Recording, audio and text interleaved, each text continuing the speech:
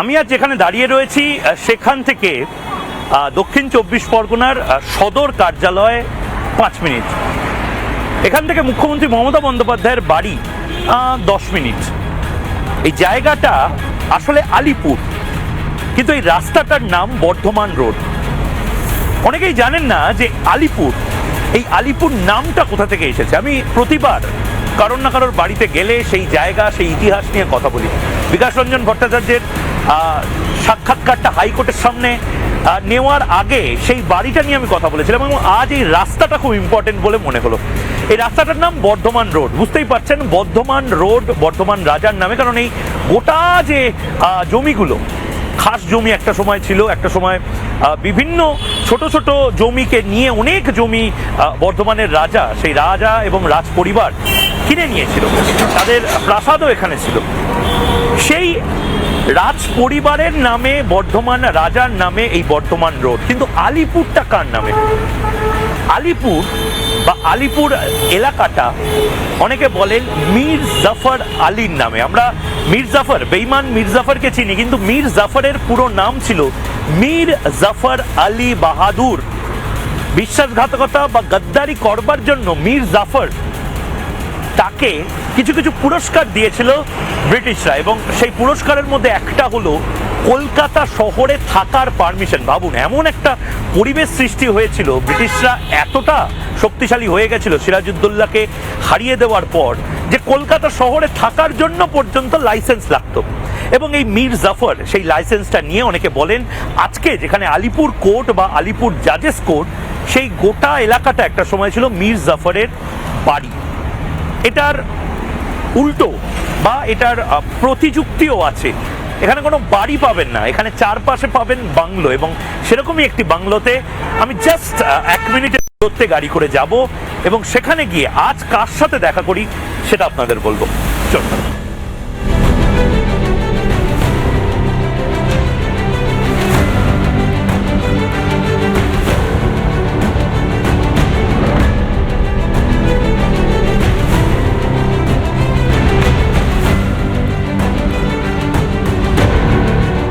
আজকে যে বাড়িতে রয়েছি, বাড়ি না বলে বাংলো বলা যায়, কারণ এটা বাংলো পাড়া বলে, এবং এই বাংলো পাড়াতে বহু পুরনো যে বাড়িটি, বনেদি বাড়ি, যদিও যার এটি বাড়ি সেটি পৈতৃক বাড়ি নয়, পৈতৃক বাড়ি তার বড় বাজারে বিধান সরণিতে। আজকে যার বাড়িতে রয়েছি তার স্ত্রী ড্যানিশ কনসাল জেনারেল, এখানকার অনারারি, এবং তিনিও একটা সময়ে দীর্ঘদিন ধরে ব্যবসার সাথে সাথে রাজনীতি করেছেন, বাম রাজনীতি করেছেন, এবং এখন রাম রাজনীতি দীর্ঘদিন ধরে করছেন। কে আমাদের অতিথি? আমি যে বাড়িতে দাঁড়িয়ে রয়েছি, যেমনটা বললাম যে এই বাড়ির যিনি মালিক বা কর্ণধার, তিনি, তার জন্ম, কর্ম, পড়াশোনা সমস্ত কিছু এখানেই, এবং তাদের পরিবারেরও একটা ইতিহাস রয়েছে। আসুন দেখি, চায় পে চর্চা বলবো কিনা জানি না, কিন্তু লন পে চর্চা হবে। এই মুহূর্তে শিশিরদা রয়েছেন আমার সাথে, শিশির বাজোরিয়া। শিশিরদা, থ্যাংক ইউ সো মাচ। প্রতিদিন রাত 9টায় আমরা বাংলার প্রাইম টাইমে এই আড্ডাটা মারছি। আপনার এত সুন্দর একটা উঠোন, সেই উঠোনে একটা আড্ডা মারার জন্য আজকে চলে এসেছি। তো যেতে যেতে একবার কথা বলি, মানে ধরে নিন ক্যামেরা নেই অ্যাকচুয়ালি, মানে আমাদের দুজনেরই কথাটা থাকবে। আমি দর্শককে বলছিলাম যে মানে আপনারা মানে বেসিক্যালি মানে আপনাদের পূর্বপুরুষ রাজস্থানে? আমরা রাজস্থান থেকে, কিন্তু আমি 3য় প্রজন্ম, আর আমার ছেলে মিহির 4র্থ। 4 জেনারেশন বাংলায়। আর এটা আমি শুনেছি যে আপনাদের মানে ফ্যামিলি লেগাসিটাও খুব রিচ, মানে এখানে আপনার দাদু চলে এসেছিলেন কোনো এক সময়, স্বাধীনতারও আগে। স্বাধীনতার আগে, অনেক আগে। এবং ওনার নাম কি ছিল? নাগরমাল বাজোরিয়া উনি। তারপর আমার বাবা ভগবতী প্রসাদ বাজোরিয়া। তার এই পৃথিবীতে কেউ নেই। আমাদের পরিবারে আমরা যে কর্তা বলি না, তো কর্তা অ্যাকচুয়ালি আমার জ্যাঠা ছিলেন। আচ্ছা। চিরঞ্জিলাল বাজোরিয়া। আচ্ছা। আর আমরা অ্যাকচুয়ালি নাম শিশির বাজোরিয়া, রাজস্থানী নাম। শিশির কিন্তু রাজস্থানী নাম মোটেই না। আচ্ছা। এটা তো বাঙালি নাম, শিশিরের বিন্দু। এক্স্যাক্টলি। আমার ছেলের নাম মিহির, জন্ম ও। মমতা বন্দ্যোপাধ্যায়ের কথায় আপনি কি বহিরাগত না বাঙালি? আমার মমতা এসে বন্দ্যোপাধ্যায় তো বলে দিচ্ছেন যে সব বহিরাগতদের বিজেপি নিয়ে আসছে। ওনার ইচ্ছে যায় বলেন, ওনার ইচ্ছে যায় বলেন, আমি ওনার কথায় তর্কে যাবই না। তার একটা কারণ, উনি অনেক হাস্যকর কথা বলেন। বাংলায় কোনো কথা হয় হুম্বা হুম্বা বুম্বা চুম্বা চুম্বা চুম্বা, আর ওই এই ওনাকে কি একটা এখানে বঙ্গরত্ন দিল, ওনাকেই তো দিল। এটা বাংলা হয়? দেখুন, আমি এখানে আমার জন্ম, আমি বড় এখানেই হয়েছি, আমার স্কুলিং কলেজ সব তো বেঙ্গলে। আমি শুনেছি যে বাংলার যে মানে বিজনেস ডেভেলপ করা বা এই ব্যবসা করা, বাণিজ্য করা, তাতে আপনাদের বাজোরিয়া ফ্যামিলির খুব বড় অবদান ছিল নাকি? হ্যাঁ, একটা আমাদের জুট মিলে আমরা ছিলাম, আর চা বাগান। তো উত্তরবঙ্গের চা বাগান আর এখানে জুট মিল, এটা আমাদের দুটোই তো এখন ঢুকছে। এটা এটা এটা কেন? দুর্ভাগ্য। মানে আপনার যদি সরকার থাকতো বা সরকার যখন আসবে তখন তারা কি করবে? এই খুব ভালো একটা পয়েন্ট ধরে আমরা এগোতে পারছি ডিসকাশনে। এই চা বাগান, আমি দেখেছি চা বাগানের শ্রমিকদের কি ভয়ঙ্কর খারাপ অবস্থা উত্তরবঙ্গে। আবার আসামের যে চা বাগানগুলো, সেখানে কিন্তু আমি দেখলাম এই ডিফারেন্সটা নেই। আমি জানি না কেন। দার্জিলিং এর চা কি মানে আসামের চা থেকে তো খারাপ নয়, আরো বেশি ভালো? আরো বেশি ভালো। তাহলে শ্রমিকরা টাকা পায় না কেন? দার্জিলিং এর চা হচ্ছে সারা বিশ্বে প্রিমিয়াম চা। কি বলা হয়? দার্জিলিং চা। আমাদের পশ্চিমবঙ্গে যখন আপনি কথা বললেন, এইবার নিশ্চয়ই আমরাই আসছি, কিন্তু এসে কি লাভ হচ্ছে কিছু? মানে লাভ কি কিছু হবে পশ্চিমবঙ্গে? আর এটা একটা কথা বলি, আমি ভারতীয় জনতা পার্টির একজন কার্যকর্তা। পশ্চিমবঙ্গের জন্য আর পুরো পূর্ব ভারতের জন্য কি ভালো সেটা বলি। আজকে মানুষ এর জন্য সব থেকে বেশি দরকার কর্মসংস্থান।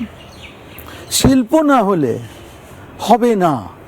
আরেকটা কথা বলি, বড় শিল্প হলে মাঝারি হবে, লঘু হবে। কি করে বসে একটু কথা বলি না, এতে কি করে হবে? এই রাজ্যের দুর্ভাগ্য, আমি যে পার্টিতে ছিলাম আগে। আপনি কোন পার্টিতে ছিলেন সেটা বাংলার মানুষকে আগে বলুন। আমি সিপিএম এ ছিলাম।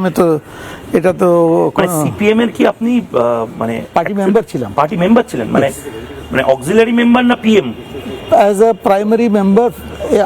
আমার মেম্বারশিপ ছিল রাজস্থান পার্টিতে। আচ্ছা, এটা আমার গায়ে লাগলো।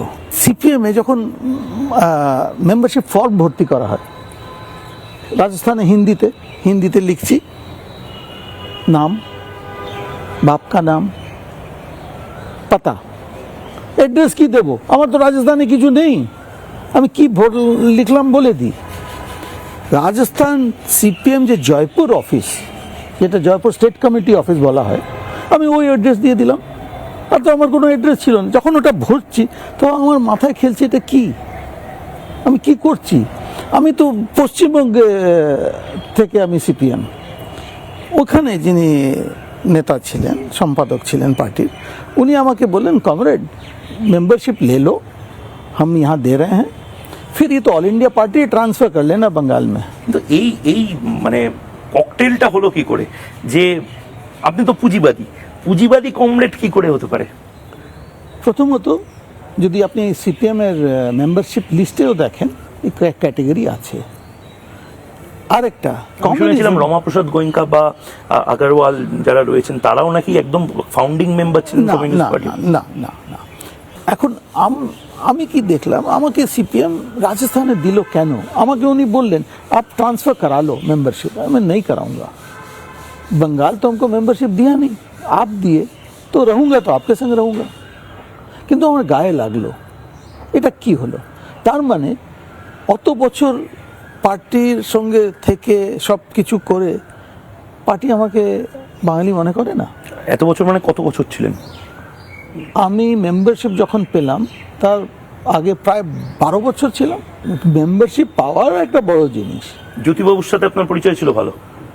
আমাকে অ্যাকচুয়ালি পলিটিক্সে নিয়ে এলেন সোমনাথ বাবু। আচ্ছা, উনি নিয়ে এলেন, আর জ্যোতিবাবু সঙ্গে খুব ভালো ছিল। উনি ওনার ইন্ডাস্ট্রিয়াল নীতিতে এইসব আমাকে ডাকতেন, অ্যাডভাইস নিতেন। সোমনাথ বাবু বুদ্ধদার সঙ্গে খুব ভালো ছিল। যখন সোমনাথবাবু স্পিকার হলেন 5 বছর, তো পলিটিক্যালি আমি তো আমলা না, তো আমি তো আমলা হয়তো ওনার সচিব হতে পারি না, কিন্তু পলিটিক্যালি স্পিকার অফিস আমি দেখতাম। আচ্ছা, আমি 5 বছর মানে এখানে সেই ছিলাম। সময়টা যখন সোমনাথ চট্টোপাধ্যায়কে রিজাইন করতে বলা হয়েছিল, উনি করলেন না, আমি সেই ওনার সময়টা পাশে আপনি ছিলাম। কাছাকাছি দেখেছেন। আমি ওনার পাশে ছিলাম। নানা ধরনের কন্টেন্ট দেখার জন্য লাইক করুন, শেয়ার করুন আমাদের ফেসবুক পেজ, সাবস্ক্রাইব করুন আমাদের ইউটিউব চ্যানেল। পাশাপাশি অন্যান্য ব্রেকিং নিউজের জন্য অবশ্যই চোখ রাখুন রিপাবলিক বাংলায়।